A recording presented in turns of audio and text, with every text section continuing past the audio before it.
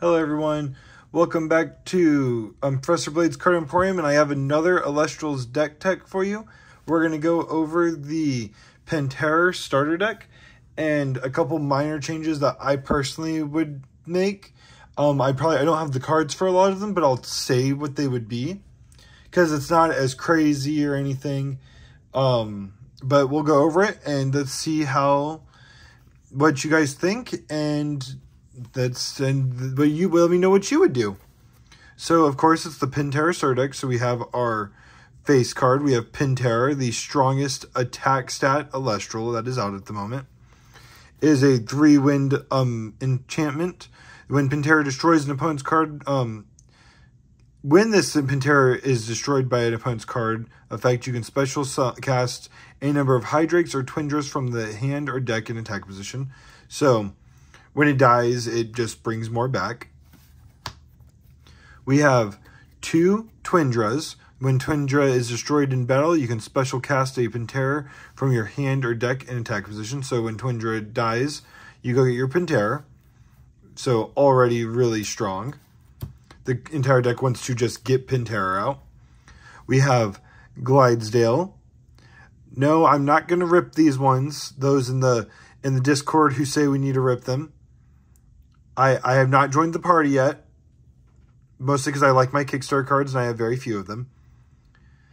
But we have it's a 2-wind enchantment. You can expend 1 wind spirit in order to give Glidesdale a +5 until end of turn. As long as Glidesdale is empowered by Aramero, it can attack twice. Which, if you watched my last one, Aramero, whenever it ascends, it can equip itself to whatever it ascends onto.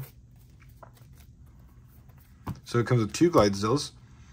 Next, we have the adorable little chonky boy Hydrake.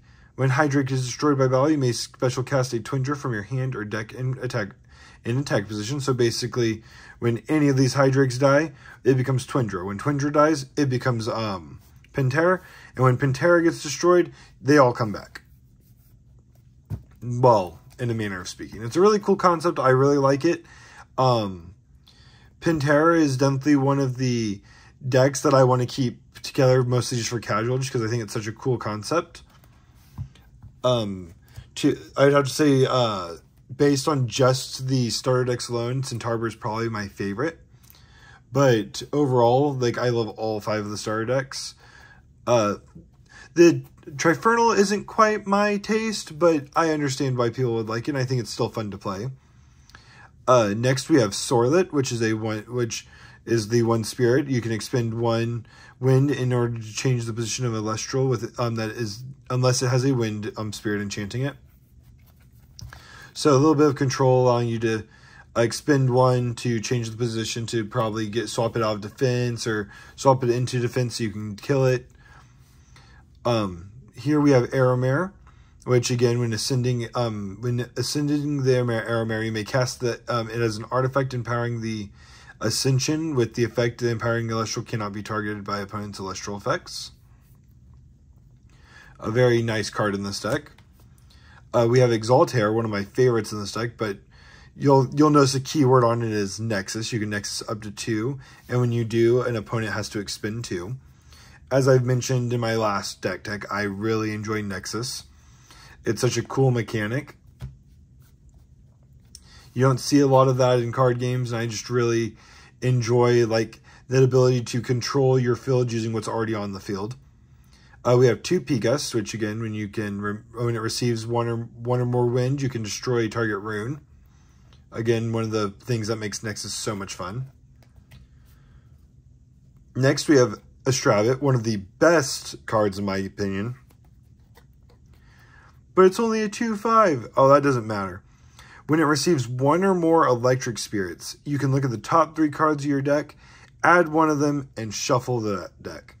It's a free shuffle. It's a free card draw every time it receives an electric one. Sadly, this deck only comes with 1, but definitely would recommend adding more. Like, that's such a good card. We have my boy Boombat, which again, one of my other favorites. I got my Stellar one back here. Absolutely love Boombat. when you disenchant an electric spirit from Boombat in order to destroy an opponent's Elestral. So, again, remove a spirit, blow up an Elestral. Sometimes it's 1-for-1, sometimes you have Boombat a little beefed up, but another good card. We have 2 Elechiks, which when you cast Elechik, normal cast, you may search for a Divine Rune. So you want Elechik to go get your Aeoliuses or your gods. This deck runs Aeolus. But Elechik's a good splash in any deck that runs the Divine Runes. Next we have Veritaqua. In my opinion, the best common that was printed. When Veritaqua enters battle with a defense position Elestral, you can negate its powers and destroy it. It does not target, it just stops it and destroys it. And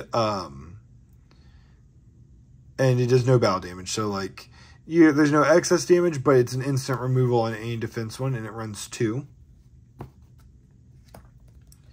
And when we were talking about Aeolus with the Elechik, Aeolus is the Divine Rune for the deck. When you cast Aeolus, you can enchant up to 4 extra spirits onto it, and you can disenchant 2 to search your deck for an Elestral with enchantment cost 1 wind and add to your hand. Again, I personally would not use that ability much unless I had to. I would mostly use him for Nexusing, but that's just me. Next, we have our Stadium Rune, which is Island of Aeolia. Elestrals get a +1/+1 for each wind spirit enchanting them. Very universal, good card there. We have Thunderstorm, 2 electric for destroy, or 2 thunder spirits to destroy target rune. Another good removal. We have 2 tornadoes.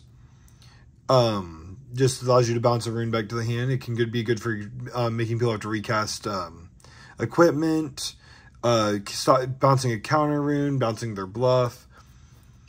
We have Resting on Your Laurels next, a universal invoke rune. When Resting on Your Laurels can only be cast if an opponent has at least 2 or more enchanting spirits than you. Target and destroy that opponent's Celestial with the least number of enchanting spirits. Nice little removal rune. Nothing too crazy, but can come in clutch when you need it.